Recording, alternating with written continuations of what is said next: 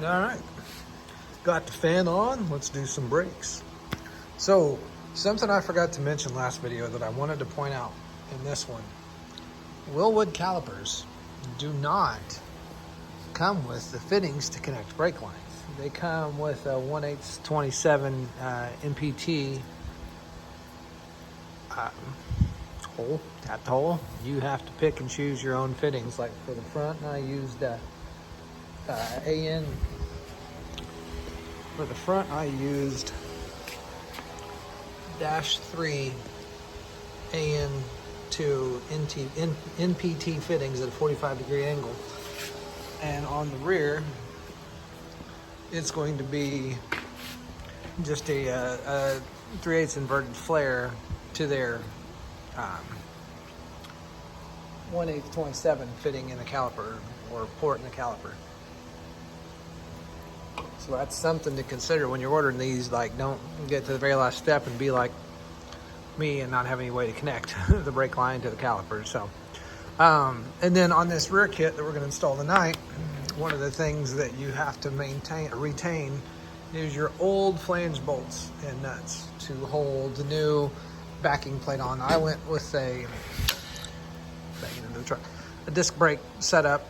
Not disc brake. Yes, disc brake rear, but also with a parking brake, because at some point I'll put a parking brake on this thing. I mean, I've had it for I don't know how many years as a manual, never had a parking brake, and so I finally want one, so I'm gonna do that. So what we'll do, the rear brakes are a lot more straightforward. This is your parking brake cable mount that has to be at the top, the caliper to the rear. So these go on to the flange, and then the axle goes through there, and they give you their own slotted retaining plate. And then as far as axles go, so I needed a 5 on 4 3/4. Was originally going to have the stock axles re-drilled. Unfortunately, there's an access hole in the axle flange that no matter how I would do it, one of the lug nut or the stud holes would end up in that hole, that access hole in the flange. So those were out.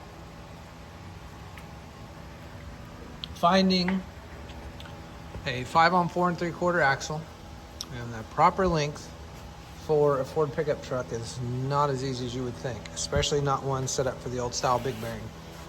Curry makes a new style big bearing or a Torino style if you've got that sort of flange on your axle. I do not. So what I did is I bought a set of cut to length from All-Star Performance. The 30, I think they come 31 or something like that.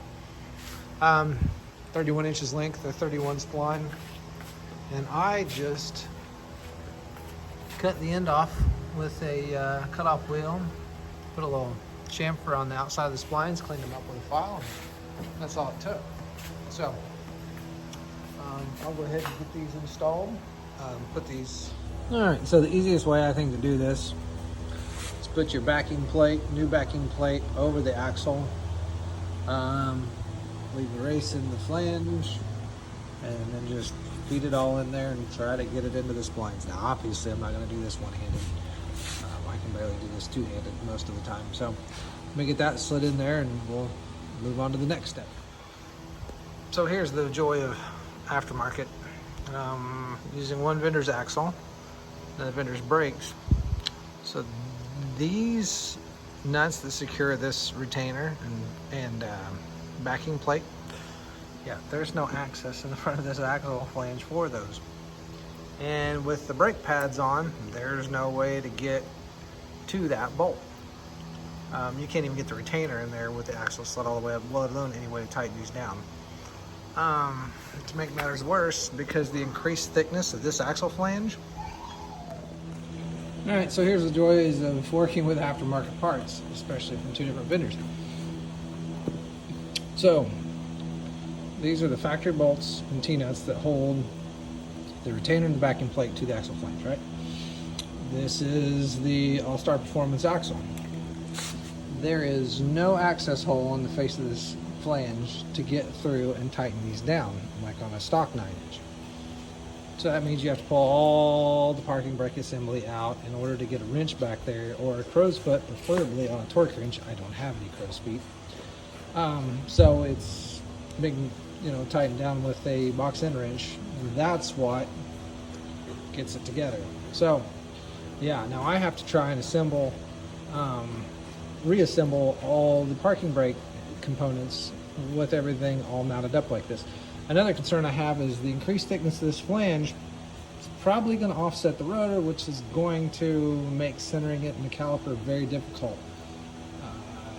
Even though this axle claims it's set up for 2.36 with the spacer removed, and the brake kit's for a 2.36 offset, I'm concerned that this isn't going to fit. Another concern I have is there's not going to be much clearance between the parking brake shoe and the back of the stud, from what I could visually see when I first tried to install it. So that may be a thing. Now, granted, this is a temporary axle. Once my fabricated rear end shows up, hopefully this all goes together fine. It'll already have axles. It's already set up for the 236 offset. Supposedly set up for this world brake set, so I'll transfer everything over to it. So if I can't run the parking brake at this point in time, I should be able to run it with the new axle when it finally shows up. So I don't know. Let's throw a rotor on, see where the caliper lines up, see if this is even going to be a thing. So let me grab that stuff. I'll be right back. All right. Well, so it all fits, and there is about 3 thousandths difference between clearance between the front pad and the back pad. I can live with that. I don't get a choice because that's installed with 0 shims as well. If I put any shims in, it's offset way too far to the rear. So I see no mention about not running them without shims, so I should be fine. Torque it, threadlock as they instruct. And the nice thing about the rear 4-piston caliper is there's a cotter key that retains the pad, so you don't ever have to remove the caliper to change pads or do anything like that. Another thing to note is on the 4-piston calipers, they're not directional. I assume that's because both pistons are the same size in the 4-piston calipers. But yeah, so that's what it looks like. As far as installing the parking brake internals, no shot. It simply will not clear because of the thickness of the studs and the thickness of the axle flange pushes the heads of the studs too close. I had something like 12, 13 thou clearance between the heads of the studs and the pads, and that's too tight for me, and it's not a huge necessity for me at this point. So I think I'm going to retain all those components and then reinstall those when the rear axle comes in and I convert over, because I just don't, it's not worth the running things that close, especially in brake components. Probably fine, but I don't trust it. I don't want to do it. And then again, here's where I was talking about where they give you the indication of what size fitting to install into the caliper, but like I said, no fittings are provided. And then brake bleeding is pretty much straightforward. You bleed it the same as any other brake. You don't ever open the bottom bleeders. You always start with the inside bleeder and then the outside bleeder. Caliper furthest from the master cylinder, so it'd be passenger rear, then driver rear, then passenger front and driver front. Because I bled the whole system out when I replaced or pulled the truck apart, I've got to re-bleed the master cylinder, so I'll probably do that tomorrow, and I've got to wait on some fittings to show up to hook up the rear lines from Summit, which are coming tomorrow. So if you have any questions, post them in the comments. This was a lot simpler, a lot quicker than the front brake installation. But yeah, thanks for watching.